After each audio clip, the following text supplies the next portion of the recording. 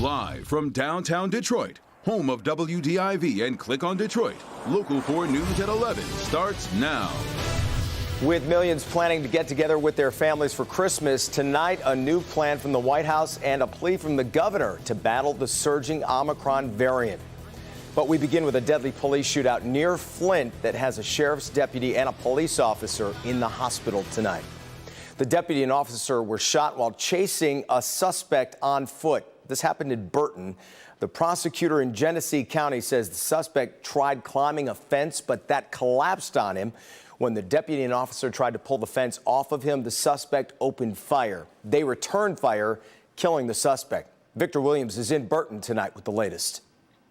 Well, we have seen officer after officer right here on scene ever since those fatal shots were fired.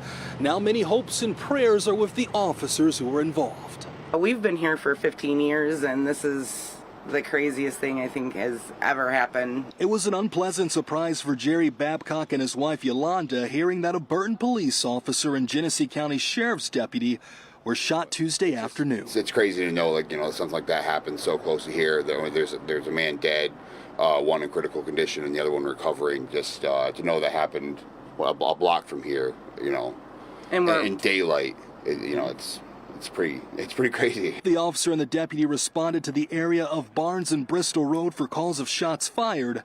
After finding and chasing the suspect on foot to a dead end, that's when he allegedly opened fire, striking both officers before he was killed in an exchange of gunfire himself. Basically, we heard the gunshots, followed up by some gunshots, and then when we came out, we seen all the police cars just coming out from everywhere, cutting off the streets and doing their job. There was probably a good 30 cop cars over on that next block over, and up and down this block right here.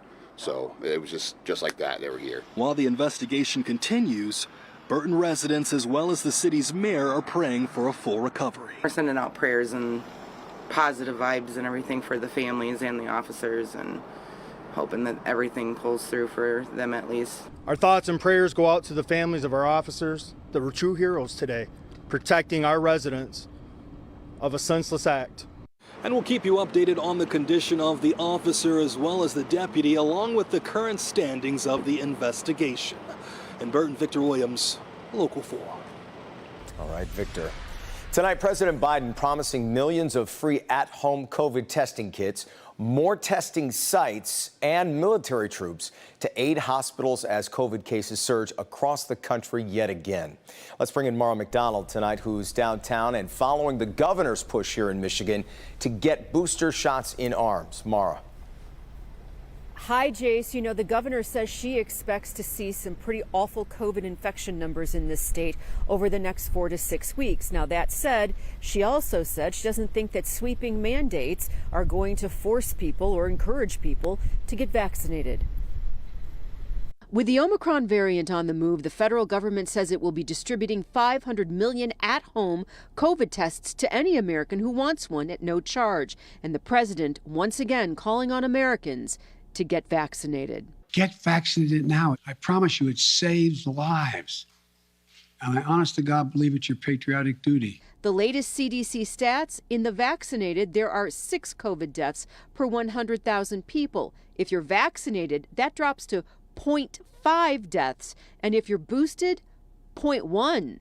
Those who are vaccinated are far less likely to end up in the hospital, and hospital systems are stretched across the country. Dr. Shelley Smith from Spectrum Health joined Governor Whitmer today to implore Michiganders to get vaccinated. You will have to trust me when you or your relative comes to my intensive care unit and needs to be put on life support. Trust me now. Trust this vaccine. The federal government will be sending 1,000 service members to beleaguered hospital systems to help, as well as open new testing sites. We're making progress, but progress depends on all of us doing our part. Right now, that means getting vaccinated and getting boosted. The longer this virus lasts, the more it spreads and the more it mutates.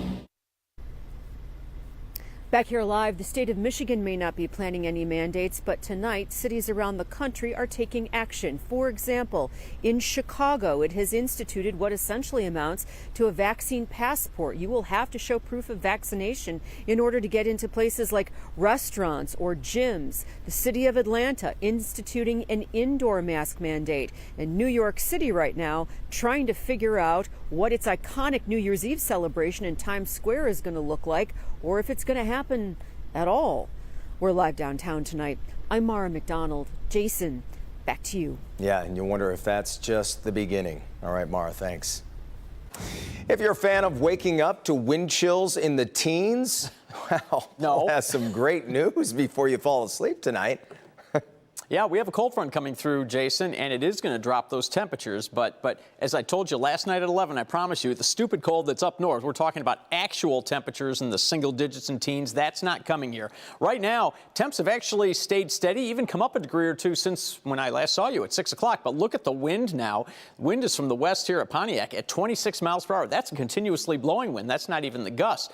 As far as Storm Tracker 4 is concerned, it's trying to show a couple of sprinkles here. I'm not sure any of this here is reaching the ground. We have some flurries reported in the Grand Rapids area. And up to the north, that's real snow. But tomorrow, whether you're trying to get some last-minute shopping done or you're just trying to get something going with the kids outside, it's going to be a cold day, but it'll be a dry day with partly cloudy skies, perhaps even mostly sunny by the end of the day.